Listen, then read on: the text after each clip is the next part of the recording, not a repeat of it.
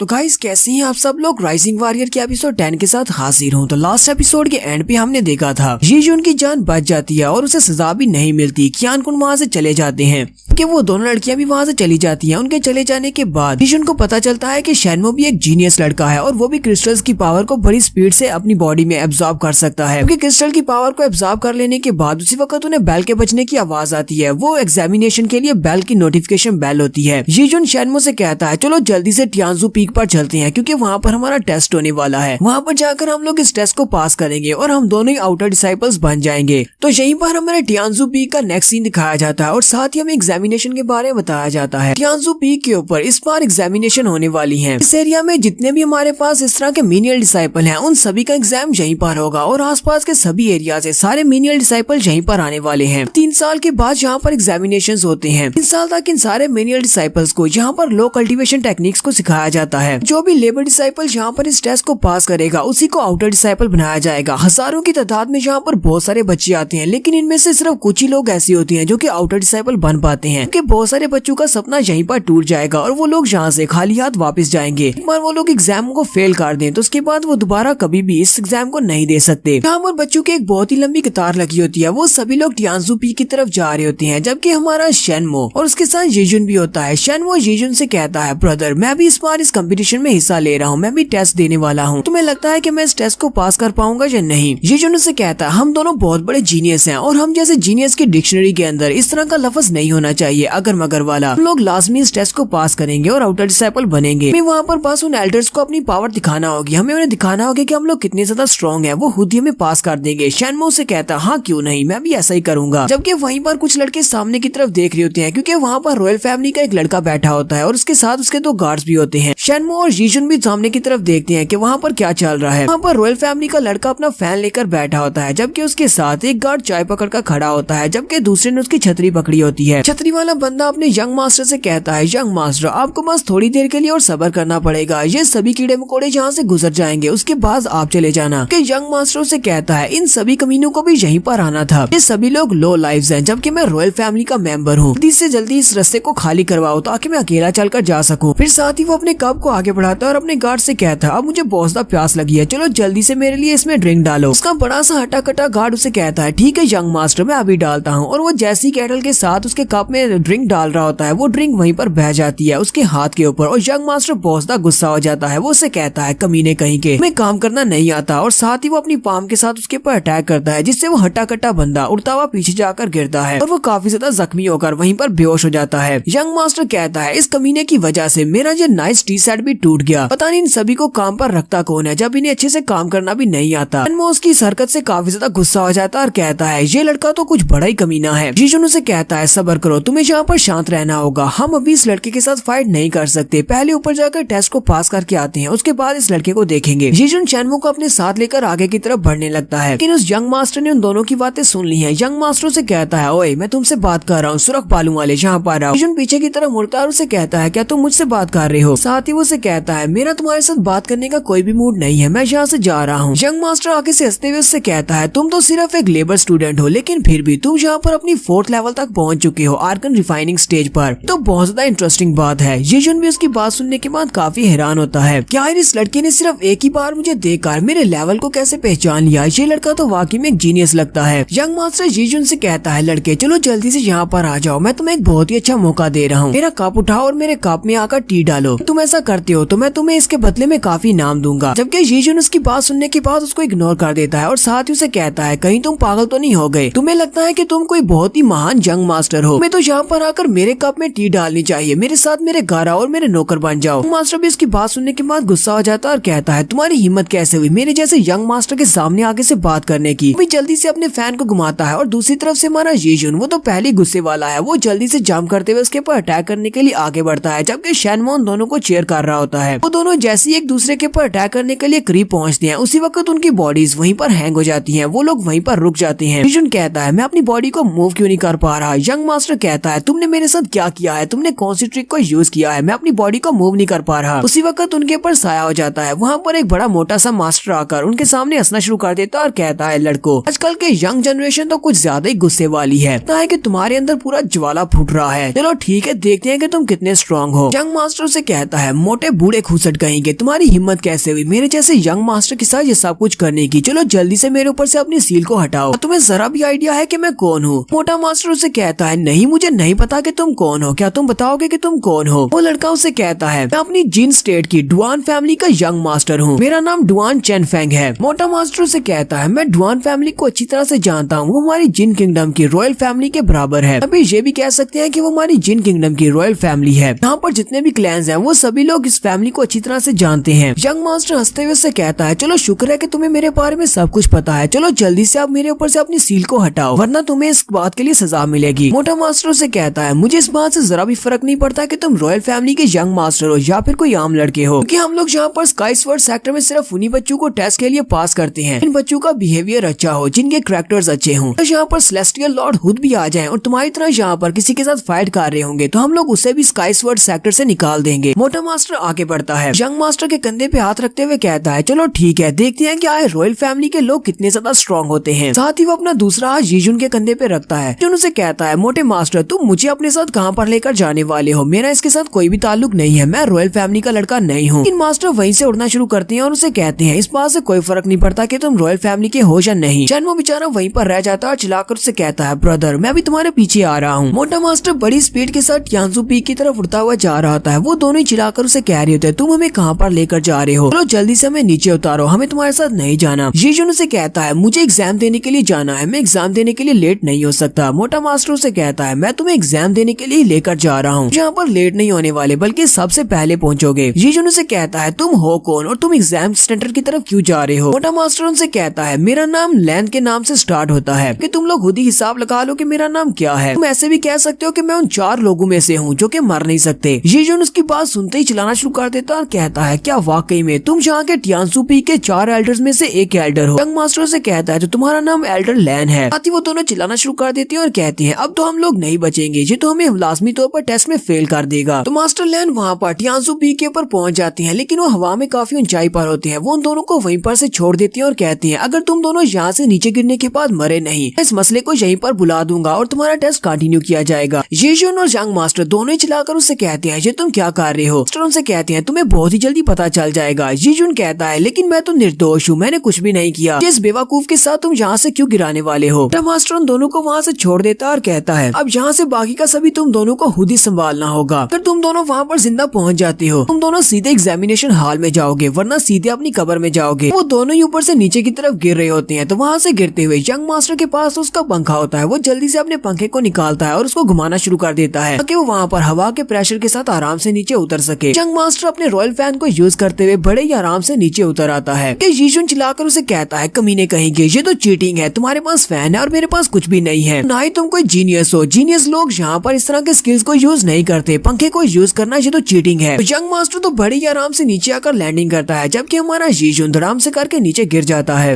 Young master से कहता है, तुम एक बेकार इंसान हो और तुम्हारे जैसे बेवकूफ को यहाँ पर मरना ही चाहिए। जबकि मोटा मास्टर खुद भी वहाँ पर नीचे उतर आता है और वहीं पर अंदर काफी सारे एल्डर्स भी बैठे होते हैं। वो एल्डर उसे कहते हैं, मास्टर लैन, इस बार ये तुम क्या कर रहे हो? लगता है कि इस बार भी तुमने अपनी नजर में कुछ डिसाइपल्स को रखा हुआ है, क्या तुमने यहाँ पर किसी शरारत करने वाले बच्चे को पकड़ा है? मास्टर लैन उनसे कहते हैं, नहीं ऐसा नहीं है, मैं तो बस इन दोनों बच्चों की एबिलिटीज को चेक कर रहा था, मुझे लगता है ये दोनों बच्चे स्पेशल हैं। एक एल्डर उसे कहते हैं, लेकिन तुमने तो इन दोनों को ऊपर से गिरा दिया, एक तो नीचे लैंड कर गया है जबकि दूसरा तो मर गया है, ने यहाँ पर एक बेचारे डिसाइपल को मार दिया। मास्टर लैन उनसे कहते हैं, ये लड़का, इसका नाम डॉन चेनफेंग है और ये रॉयल फैमिली का यंग मास्टर है और इसके स्किल्स काफी ज्यादा अच्छे हैं, मुझे तो पता था ये आसानी से लैंडिंग कर जाएगा। दूसरे एल्डर उसे कहते हैं, और उस दूसरे लड़के का क्या? वो सुरख बालों वाला बेवकूफ लड़का, मुझे लगता है कि ऊपर से गिर के मर गया है। मास्टर लैन उनसे कहते हैं, वो लड़का अपनी आर्कन रिफाइनिंग स्टेज पर है, अपने 4th लेवल पर, लेकिन वो सिर्फ एक लेबर डिसाइपल है। ये तो बहुत ही हैरानी की बात है और मुझे लगता है कि वो यहाँ पर मरा नहीं है। आगे के सारे एल्डर भी ये बात सुनने के बाद बहुत ज्यादा हैरान हो जाते हैं और कहते हैं, ऐसा कैसे हो सकता है? अगर वाकई में वो एक लेबर स्टूडेंट है तो फिर वो अपनी आर्गन डिफाइनिंग स्टेज पर कैसे पहुंच सकता है? मास्टर लैन हंसना शुरू कर देते हैं और कहते हैं, इसी वजह से तो मैंने कहा कि जो दोनों बच्चे काफी ज्यादा स्पेशल हैं। देखते हैं कि ये लड़का आगे इस टेस्ट को किस तरह पास करता है। चेनफेंग भी देखकर काफी ज्यादा हैरान होता है क्योंकि जीजुन वहाँ पर उठकर खड़ा हो जाता है। वो उसे कहता है, तो तुम ऊपर से गिरकर मरे नहीं। जीजुन उसे कहता है, तुम्हें किसने कह दिया कि मैं ऊपर से गिरकर मरने वाला हूँ? मेरी बॉडी आयरन की बनी हुई है, मैं चाहे कितनी ऊंचाई से क्यों न गिर जाऊँ, मैं नहीं मरूंगा। मैं एक ट्रू जीनियस हूँ, तुम्हारी तरह नहीं कि यहाँ पर पंखे को यूज करके नीचे उतर आऊँ। यंग मास्टर उसे कहता है हम दोनों ही यहाँ पर हैं, चलो देखते हैं कि तुम इस टेस्ट को कैसे पास करते हो। जन्मो भी भागता हुआ वहीं पर पहुंच जाता है और उसे कहता है ब्रदर क्या तुम ठीक हो? जीजून उसे कहता है बिल्कुल ठीक हूँ। लेकिन वो बूढ़ा मास्टर कौन था? इसी वक्त मास्टर लैन वहाँ पर चिल्लाकर उन सभी से कहते हैं सभी लोग शांत हो जाओ। मोशन चिल्लाकर कहता है ये तो वही बूढ़ा मास्टर है जो तुम्हें उठाकर ले गया था। जबकि मास्टर लैन उन सभी से कहते हैं सभी मीनियल डिसाइपल मेरी बात को गौर से सुनो, तुम लोगों का टेस्ट स्टार्ट होने वाला है, इसलिए जल्दी से लाइनें बना लो। सबसे पहले वाले टेस्ट में हम लोग यहाँ पर तुम्हारी ले लाइन को चेक करेंगे। जैसे जो बच्चे पास होंगे सिर्फ वही सेकंड टेस्ट को दे पाएंगे, कि बाकी के सभी को निकाल दिया जाएगा। यहीं पर हमारी एपिसोड 10 का एंड करेंगे। एपिसोड की एक्सप्लेनेशन अच्छी लगी हो तो कमेंट करके जरूर बताइएगा। चैनल को सब्सक्राइब कर दें, वीडियो को लाइक और शेयर कर दें। शुक्रिया।